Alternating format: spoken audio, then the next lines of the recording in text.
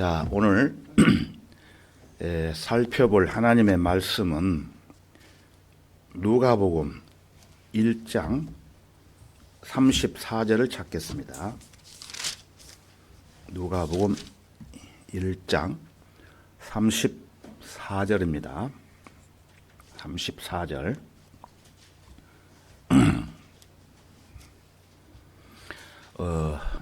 34절 다 찾으셨으면은 34절부터 37절까지 제가 읽겠습니다. 34절. 마리아가 그 천사에게 말하기를 내가 남자를 모르는데 어찌 이런 일이 있을 수 있나이까 라고 하니 그 천사가 대답하여 그녀에게 말하기를 성령께서 너에게 임하실 것이며 가장 높으신 분의 능력이 너를 덮으리니 그러므로 너에게서 탄생하실 그 거룩한 이는 하나님의 아들이라 불리리라. 보라, 너의 사촌 엘리사벳도 그 늙은 나이에 아들을 배웠는데 잉태하지 못한다 하던 그녀가 이미 6달이 되었느니라. 하나님께서는 불가능한 일이 전혀 없느니라고 하더라. 다 같이 기도드리겠습니다.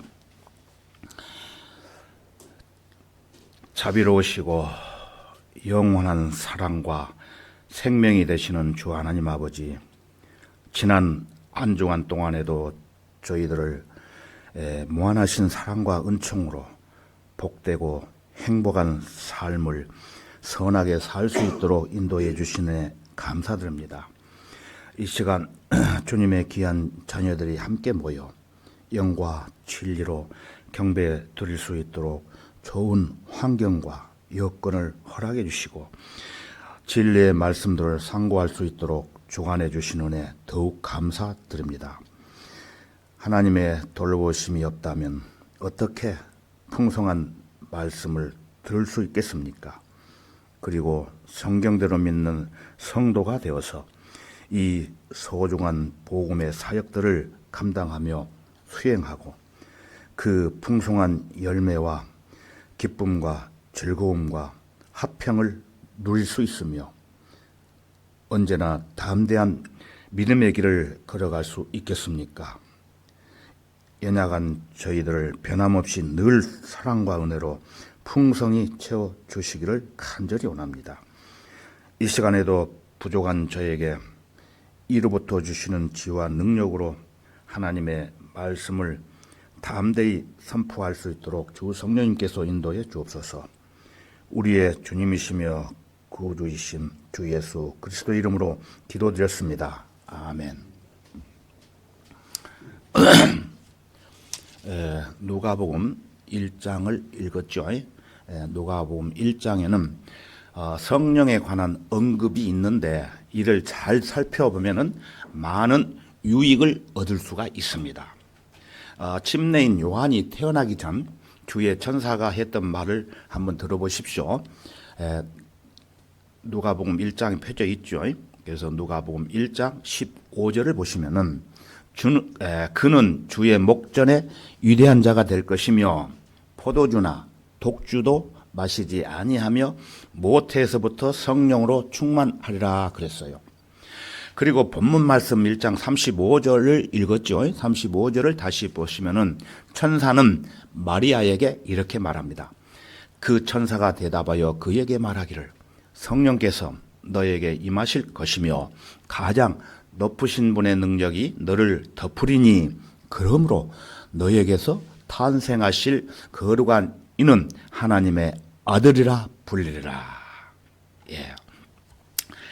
마리아의 모습을 보고 있노라면은 34절에서 어찌 이런 일이 있을 수 있나이까 하는 질문을 왜 하나 하는 생각이 여러분이 드실 것입니다. 어찌 이런 일이 있을 수 있나이까.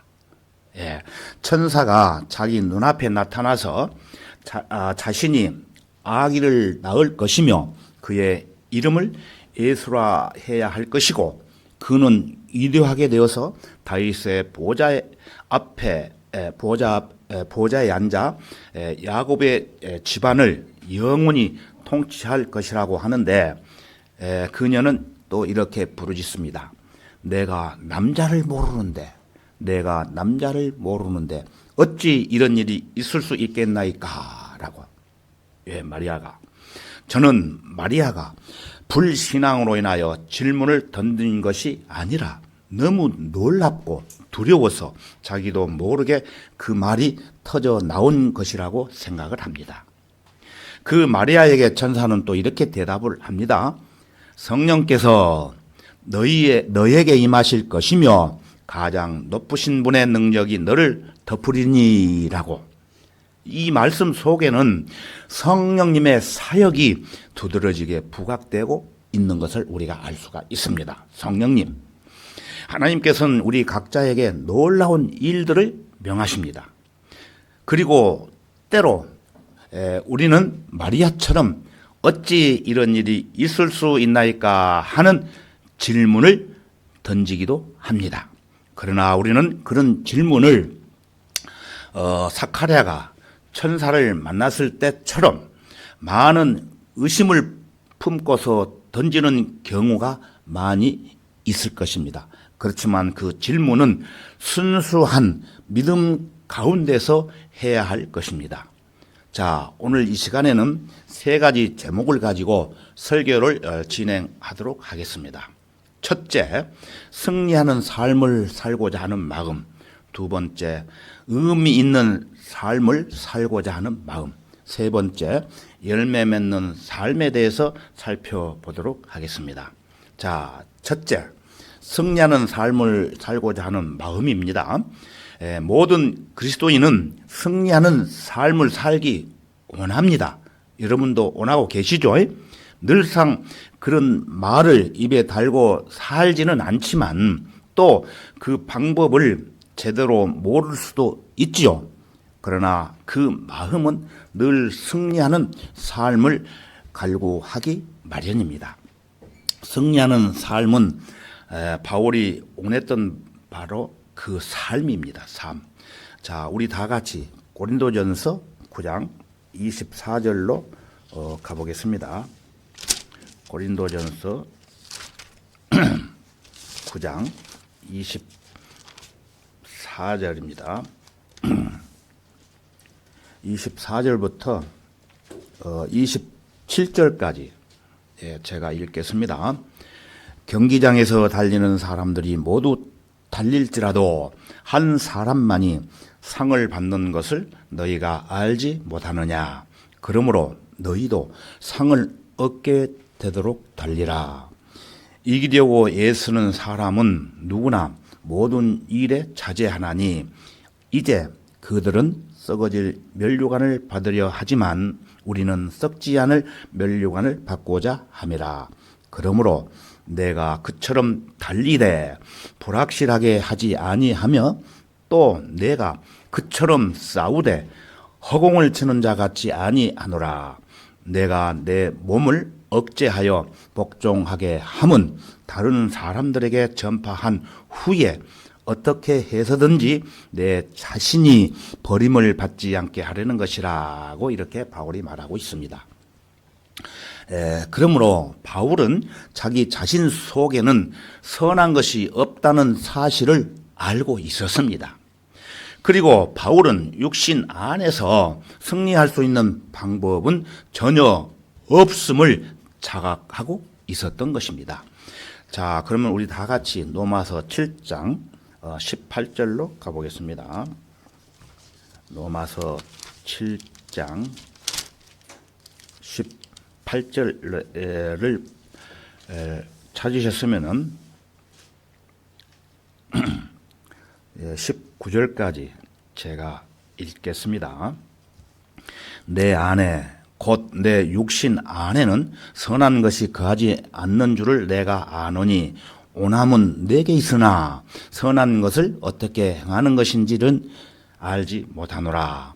내가 원하는 선은 행하지 않고 원치 않는 악을 행하는도다 라고 이렇게 언급하고 있습니다. 바울은 승리하는 삶을 살고자 하는 모든 사람들이 결국 도달하게 될 결론을 이렇게 제시해 놓았습니다. 즉 우리가 승리하는 삶을 살 수 있는 길은 우리 속에 계신 성령을 통하여 얻을 수밖에 없다는 사실을 명시해 놓은 것입니다. 바울은 로마서 8장에서 또 사람들에게 이렇게 말을 합니다. 이와 같이 성령께서도 우리의 연약함을 도우시나니 이는 우리가 마땅히 기도해야 할 것을 알지 못하나 성령께서 친히 말할 수 없는 신음으로 우리를 위하여 중보하시기 때문이라고 말씀하십니다.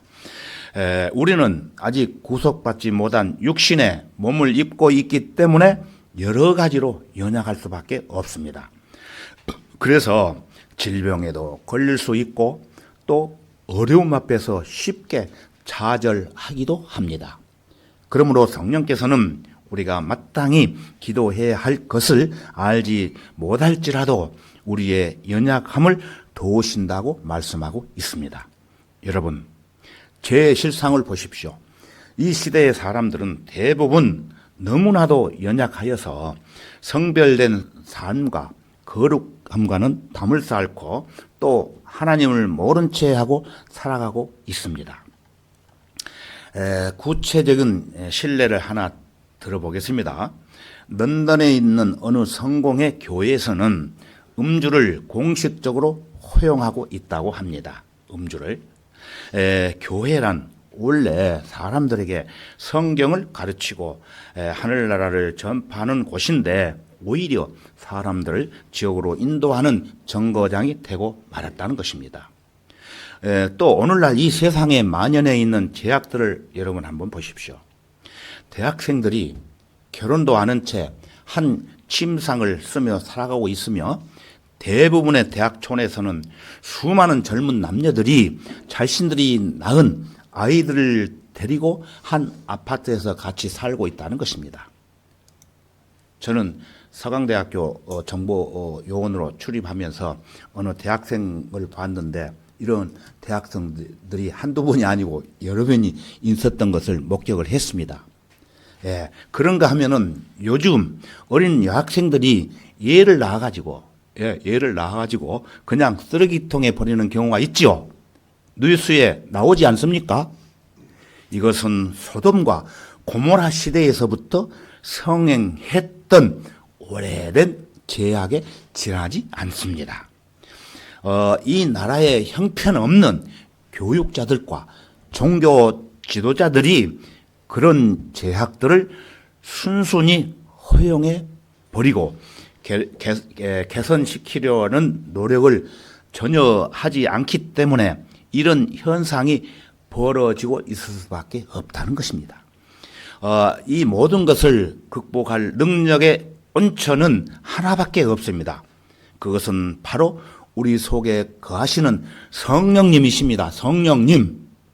여러분이 자아에 침잠해 있다면, 즉 자아에 빠지게 된다면 다가올 것은 패배밖에 없습니다.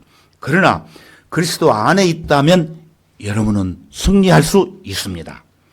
여러분은 다음의 세 가지 사항에 귀를 기울여 보십시오.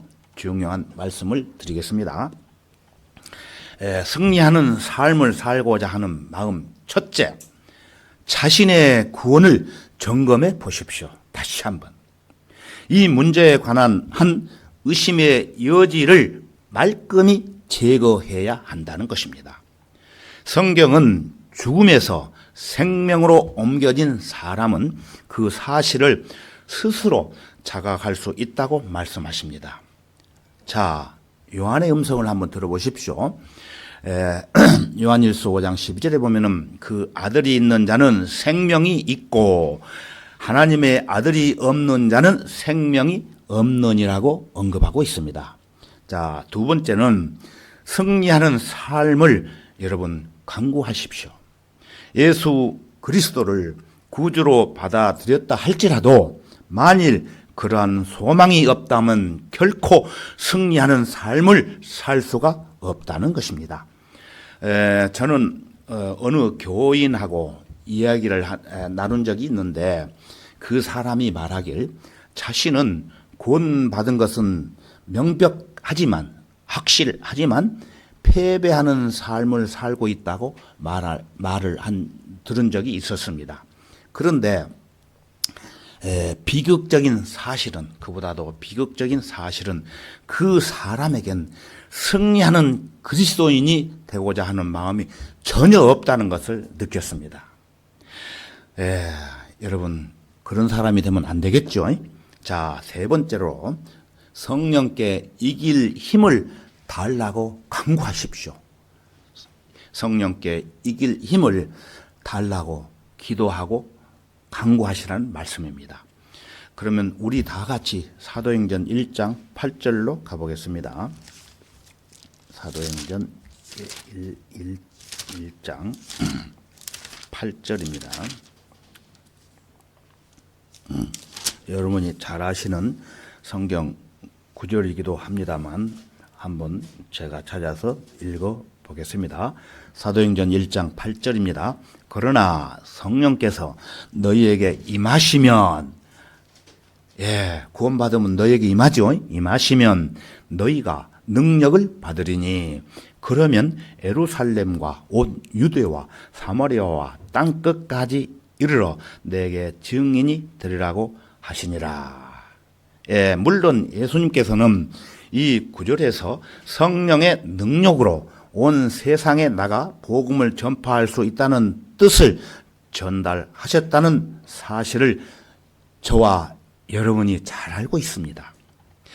그러나 성령을 통해 승리하는 삶을 사는 사람만이 복음을 증거할 수 있는 법입니다. 승리는 그분 안에 있을 때라야 얻을 수 있다는 것입니다. 매일매일에서 우리에게 필요한 모든 것들이 전부 그분 안에 있어요. 지금 여기 앉아 있는 여러분 모두 그 능력을 받을 수 있는 것입니다. 성령으로 충만하고 그분이 인도하시는 대로 따라 살아간다면 우리는 모두 승리하는 삶을 살 수가 있습니다. 어느 날 여러분 찰스 스펄전 잘 아시죠? 찰스 스펄전은 곤란한 문제로 고심을 하고 있던 중에 문득 고린도후서 12장 9절 말씀을 읽은 가운데 내 은혜가 내게 충분하도다라는 말씀을 읽은 후 스펄전은 곧 이어 상상의 나래를 펴기 시작을 했답니다.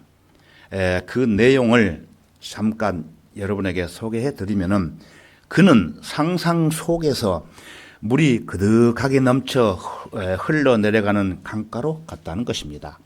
그 안에는 조그만한 물고기가 한 마리 헤엄치고 있었는데 물을 열심히 들이키던 그 물고기는 갑자기 멈추더니 강에게 이렇게 말을 했답니다. 너무 많이 마시면 안 되겠죠? 물이 다 말라버릴지도 모르니까. 물고기가 그렇게 얘기를 했대요. 그러자 강물은 이렇게 대답했대요. 작은 고기야, 계속 마셔라. 네가 아무리 들이킨다 해도 물이 부족할 일은 없단다. 그리고 스펄전은 다시 상상 속에서 요셉이 만든 이집트의 거대한 곡물 창고로 갔다는 것입니다. 거기에는 작은 생쥐 한 마리가 열심히 곡식을 훔쳐 먹고 있었다는 것입니다. 그런데 그 쥐가 연신 오물거리던 입을 갑자기 멈추더니 이렇게 말을 했대요. 오물거리다는 말은 찾아보니까 음식물을 입안에 넣고 조금씩 먹었다는 거예요. 그래서 이 쥐가 너무 많이 먹으면 안 되겠어. 내일 먹을 곡식이 없을지도 모르잖아. 그러자 곡물 창고가 생쥐에게 또 이렇게 말을 했답니다. 생쥐야, 계속 먹어라. 곡물은 충분해. 다시 스펄전은 상상의 나래를 펼쳐서 어느 높은 산 꼭대기로 올라갔다는 것입니다. 거기는 어느 한 사내가 신선한 공기를 들이키는 모습을 발견했다는 거예요. 그런데 그 사내는 갑자기 깊은 호흡을 멈추더니 이렇게 또 중얼거렸다는 겁니다. 어이쿠, 산소를 너무 많이 들이켰군. 너무 많이 마시면 언젠간 들이킬 산소가 없어질지도 모르잖아. 그러자 그 거대한 산은 기도 안 찬다는 듯한 목소리로 이렇게 말을 했답니다. 계속 숨쉬게 자네가 걱정 안 해도 될 만큼 공기는 충분하니까 말일세. 예, 그런 후 스풀전은 원래의 성경 구절로 다시 돌아와서 내 은혜가 내게 충분하도다. 내 은혜가 내게 충분하도다. 이는 내 능력이 약한 데서 온전하게 됨이라고 이렇게 언급하고 있다는 것입니다. 우리 각자에게 주어진 은혜의 충만함은 우리의 만족과 드리는 감사가 그 기준이 되기도 합니다. 내게 주어진 하나님의 은혜가 충분하지 않게 여겨질 때 기쁨은 사라지고 마는 것입니다. 은혜의 충분함은 자신의 인생을 감사하는 믿음으로 바라볼 때 누릴 수 있는 것입니다. 하나님은 우리 모두에게 풍성한 은혜를 주시는 분이십니다. 그분은 우리에게 필요한 모든 능력과 은혜, 그리고 그 어떠한 싸움에도 이겨낼 수 있는 능력을 주시는 분이십니다. 다시 말해서 어떤 일을 야무지게 결정하고 처리하는 힘을 주신다는 겁니다. 그러므로 우리는 그분께 승리하는 삶을 언제든지 강구해야 된다는 것입니다. 자, 세 가지 제목 중에서 첫 번째 말씀을 드렸고, 두 번째, 의미 있는 삶을 살고자 하는 마음입니다. 어떻게 그런 삶이 가능할까요, 여러분? 성령을 의지하면 가능합니다. 많은 젊은이들이 그들의 삶을 이 세상에 대지 우리에서 탕진하고 있다는 것입니다. 참으로 비극적인 풍경이 아닐 수 없습니다. 삶을 허비하게 만드는 원인임이 분명하지요. 그래서 도둑질과 사기, 부도덕, 하나님께로부터 강탈하는 것, 혹은 타인의 것을 빼앗는 것 같은 죄들이라는 것입니다. 죄는 낭비를 몰고 옵니다. 죄는 낭비를. 많은 사람들이 쓸데없는 일에 자신의 생을 허비하고 있지 않습니까? 참으로 허다한 사람들이 아무것도 아닌 일들에 매진하고 있는 모습을 보고 있노라면은 소름이 끼칠 정도입니다. 여러분은 여러분의 삶을 응당해야 할 일들에 바치겠노라고 결심을 하십시오. 이것은 우리 속에 계신 성령님의 가르침을 따라 하나님께서 우리에게 무엇을 해 주셨는가를 곰곰이 헤아려 봄으로써 다 다룰 수 있는 결심이라는 것입니다. 우리가 구원받았을 때부터 그분은 우리 속에 거하시기 시작을 했어요. 구원받을 때부터 우리 안에 성령이 거하셨다는 것입니다. 그 이유는 우리의 삶을 하나님 앞에 값진 것으로 만들기 위함이었어요. 자, 의미 있는 삶. 첫째로 여러분들 속에 성령님이 계시다는 사실을 다시 한번 상기하시기 바랍니다. 그분은 여러분들을 인도하시기 위해 여러분 마음속에 거하시고 계신다는 것을 알 수 있다는 것입니다. 로마서 8장 14절에 가서 보면은 무릇 하나님의 영으로 인도함을 받는 이들은 곧 하나님의 아들들이라고 말씀을 하셨어요. 자, 두 번째로 여러분은 기도하십시오. 기도 없이 무언가 의미 있는 일을 이룰 수 있는 사람은 아무도 없다는 것입니다. 기도는 우리의 삶의 근본적인 동력이기도 합니다. 기도는 우리의 유익을 위하여 존재하는 장치이며 그 자체가 우리에게 임하는 가장 힘든 시험 중에 하나입니다.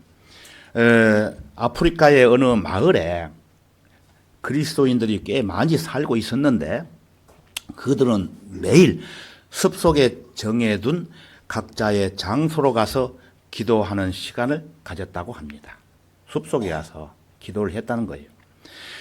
그렇게 하다 보니까 그들은 자신들의 기도 장소로 가는 길에 있는 무성한 숯불이 조금씩 수두러들다가 결국에는 죽어가는 재미있는 현상을 관찰할 수 있다는 거예요. 예, 깎지도 않는 그 숯불이 자주 다지니까 밟아가지고 없어졌다는 그런 것을 말을 하고 있는 거예요. 그것은 같이 기도하는 성도 중에 때로 신앙의 침체기, 자기 신앙의 침체기로 빠져드는 사람이 생기면 그의 기도 장소로 가는 길에는 그 침체의 흔적이 역력하게 나타났다고 합니다. 기도를 안 하기 때문에. 예. 그러면 다른 그리스도인들은 그 침체된 형제에게 찾아가 이렇게 말을 했다고 합니다.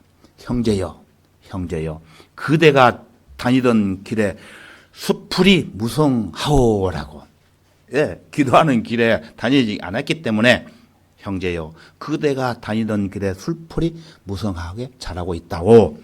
예, 여러분도 기도의 장소로 가는 길에 숲풀이 무성해지지 않았나 항상 유심히 살펴보시기 바랍니다. 기도의 장소가 어디입니까? 교회지요. 예, 수요일 기도의 밤으로 모이지 않습니까? 웬만하면은 수요일 날 기도의 장소에 빠지지 않고 찾아와서 개인적으로 기도를 드려야 된다는 말씀이기도 하는 것입니다. 세 번째로 그분의 인도하심을 기다리십시오. 그분은 여러분이 마땅히 가야 할 길을 가르쳐 주시고 그 길로 인도해 주시는 분이시기도 합니다. 자, 그리고 네 번째로 여러분의 행동 하나가 다른 그리스도인에게 큰 영향을 미친다는 사실을 명심하시기 바랍니다. 자기 개인이 어떻게 행동하는 것에 따라서 다른 그리스도인들에게 큰 영향을 미친다는 거예요. 만일 혹자의 삶이 사탄에게 이용당해서 다른 사람을 곁길로 세게 만드는 데 이용되었다면 그는 반듯한 생을 살았다고 말할 수 없다는 것입니다. 그러므로 사람들이 여러분 안에 계신 그리스도를 보고, 성령님이 계시지 않지 않아요? 그리스도를 보고 그분을 따르도록 쉽도록 만드는 그런 삶을 사시기 바라는 말씀이기도 합니다. 설사 아무 하자가 없이 보일지라도 다른 사람에게 결국 해를 끼칠 만한 행동이면은 안 되겠죠. 삼가해야 되는 것입니다. 어떤 한 젊은이가 시골에서 오늘 또 한 예를 말씀을 드릴 건데요. 어떤 한 젊은이가 시골에서 부모님과 같이 교회를 다니면서 살고 있었는데 어떤 도시에 취직이 되어서 하숙 생활을 하고 있던 중에 어느 날 시내 자기가 살고 있는 시내를 산책을 하면서 어느 영화관 앞을 지나가고 있었는데 한 손에 성경을 든 사내 하나가 돈을 지불하고 극장 안으로 들어가는 모습을 보게 되었다는 것입니다. 그걸 본 젊은이는 이렇게 생각을 했답니다. 저 사람한테 아무 문제가 없다면 나한테도 문제가 될 건 없지 않는가. 그는 이 작은 일로 말미암아 제약된 삶으로 빠져들고 말았다는 것입니다. 그는 그 일로 점점 더 심각한 상태로 악화되어 가고 있었는데, 그것을 보고 있던 하숙집 주인 아주머니가 보다가 못해서 그 젊은이에게 목사님을 불러 상담하고 같이 기도하는 시간을 가져보는 게 어땠느냐라고 하면서 말을 했는데, 그 젊은이는 아주머니의 공고에 그렇게 하겠다고 대답을 했대요. 그래서 몇 시간 뒤 그 젊은이 앞에 나타나는 사역자는 그때 극장 앞에서 보았던 바로 그 사내였다는 것입니다. 그를 타락한 삶으로 걸어가게 만든 원인을 제공한 사람이었던 거예요. 그 목사가. 그리스도를 위해서 다른 사람들에게 선하고 아름다운 영향을 끼치도록 우리는 노력을 해야 된다는 것입니다. 하나님의 말씀을 통하여 그리스도인으로서 어떤 삶을 살아야 하겠다고 하는 것을 배워야 된다는 것입니다. 여러분의 삶을 죄로 말미암아 절대로 낭비하지 않기를 바랍니다. 여러분 속에 거하는 성령님의 인도를 열심히 따라가십시오. 자, 마지막 세 번째 제목, 열매 맺는 삶, 어떻게 열매를 맺을 수 있습니까? 그것은 바로 성령을 통해서 얻을 수 있습니다. 우리 속에 거하시는 성령만이 우리를 열매 맺는 삶으로 인도하실 수 있다는 것입니다. 자, 그러면 우리 다 같이 유명한 갈라디아서 5장 22절로 한번 가보겠습니다. 갈라디아서 5장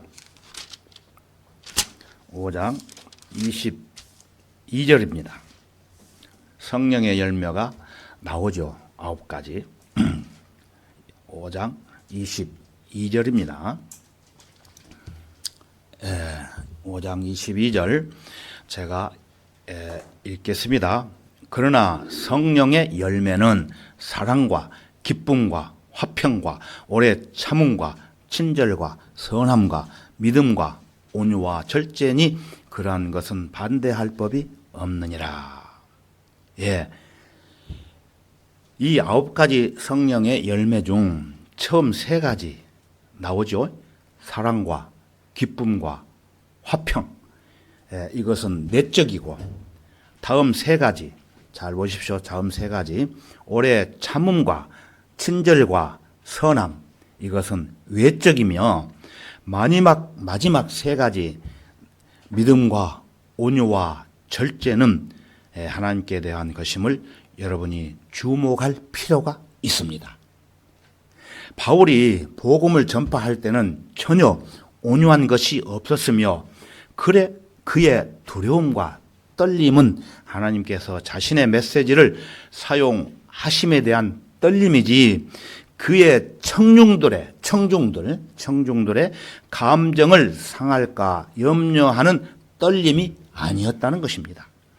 그리스도인은 개인적으로 사람을 대할 때 친절해야만 하며, 다른 사람과 관련해서 선을 행해야만 하고, 그들의 욕설과 냉담, 차별적 대우, 명예훼손, 박해, 비열한 행동에 대해 오래 참아야 하지만, 이 말은 결코 그의 설교나 메시지 증거를 타협하라는 말이 아니라는 것입니다. 저는 지난 추석 때에 그 고향에 가서 복음을 전할 때 아주 냉담한 차별적 대우를 받은 적이 있습니다. 그러나 그것을 참고 성경적으로 그 사람들에게 타협하지 않고 확실하게 기분이 상할지라도 말씀을 전했던 적이 있습니다. 훌륭한 그리스도인은 강력한 말로 다른 사람들의 감정을 상하게 하지 않아야 된다는 주장은 본문 어디에도 발견되지 않습니다. 그렇기 때문에 여러분은 확실한 성경의 말씀을 가지고 그런 사람들에게 확실하게 말씀을 전해야 될 것입니다. 믿음과 온유와 절제니 이것들은 주님께 대한 성도의 관계를 보여주고 있는 것입니다. 여러분이 성도라면 하나님의 약속을 믿어야 하고 하나님의 섭리를 믿어야 된다는 것입니다. 성도가 성령 안에서 행하고 성령의 열매를 맺는다면은 사법적이거나 실제적인 어떤 정죄도 받지 않습니다. 주님은 포도나무이고 우리는 가지들이에요. 우리는 오직 포도 송이를 맺을 뿐이며 주님께서 포도 송이를 생산하시는 것입니다. 우리의 선한 행위들은 우리가 성령께 내맡기고 그 열매에 우리의 의지가 동의했을 때 우리 안에 계신 성령께서 맺으신 열매입니다. 자, 우리는 무엇보다도 구령의 열매를 맺어야 합니다. 굉장히 중요합니다. 거리 설교 가서든지 또 개인적으로 만났을 때에 복음을 전해서 그 혼이 예수님께로 이끌어오는 일에 대해서 열매를 맺어야 된다는 것입니다. 그래서 구령의 열매를 맺어야 한다고 성경은 말씀하고 있습니다. 혹자는 이렇게 말할지도 모릅니다. 혼을 이겨오고픈 마음이 별로 안 생긴다고. 그렇다면 그것은 영적으로 기아 상태라는 뜻이기도 합니다. 기아 상태. 우리가 성령으로 충만해 있다면 우리는 자연스레 다른 사람들을 주님께로 인도하기를 원하고 있다는 것입니다. 여러분들 마음속에 이러한 마음을 가지라는 것입니다. 그렇지 않으면은 영적으로 기아 상태가 되고 있다는 것입니다. 성령 충만하지 않은 사람은 구령에도 그 다른 사람의 영원한 운명에 대해서도 별 관심이 없어요. 성령 충만한 그리스도인에게 있어서 너무도 기묘하고 필수적인 일인 것입니다. 성령 충만이 없이 어떻게 승리하는 삶을 살고 올바른 일에 진력하며 열매 맺는 삶을 살 수 있겠습니까? 성령 충만만이 유일한 비결이기도 합니다. 그래서 육신의 정욕은 가지려는 것이고 자기가 가지려는 것이고 사랑은 주려는 것입니다. 승리하는 생활의 비결은 옛 성품을 박멸하는 것이나 억누르는 것이 아니라 잘 들으셔야 됩니다. 승리하는 생활의 비결은 옛 성품을 박멸하는 것이나 억누르는 것이 아니라는 거예요. 그렇지만 새 성품으로 옛 성품을 거스리는 것이며 그리스도인이 성령의 능력 안에서 행한다면은 그는 틀림없이 육신의 지배를 받지 않는다는 것입니다. 이것은 진리기에 바울은 갈라디아인들에게 그들이 성령 안에서 행할 때와 육신 안에서 행할 때를 분별하는 데 도움을 주기 위한 점검표를 제시하고 있다는 것입니다. 우리는 어떻게 해야 됩니까? 성경으로 돌아가야 합니다. 올바른 성경, 킹제임스 성경으로 돌아가서 말씀을 배우고 그 말씀을 마음에 간직하고 살아갈 때 그것이 진정으로 우리에게 필요한 일이기로 하다는 것입니다. 찬송가 한 장 부르시겠습니다. 291장입니다.